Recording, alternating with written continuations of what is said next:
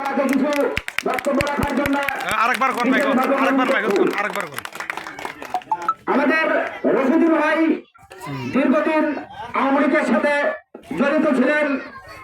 এখন উনি আমাদের বাংলাদেশ জাতীয় দল বিএনপি রানা ভাইয়ের দলে যোগদান করলেন।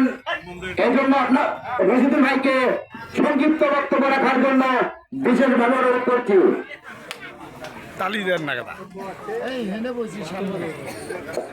কিছু কবার কষ্ট করবো।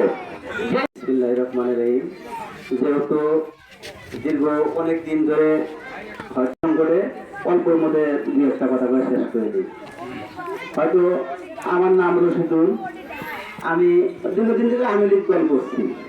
এটা দল না, ভোট না দিলেও তা ইয়া হয়ে গেছে। আর ভোট দেওয়া দল করার না করার সমানই। যাই হোক, আমার দলগতভাবে যা আছে যারা ছিল সবার সাথে কথা বলছি, সবাই মিলে আমার একমত যে আমরা ভোট করবো।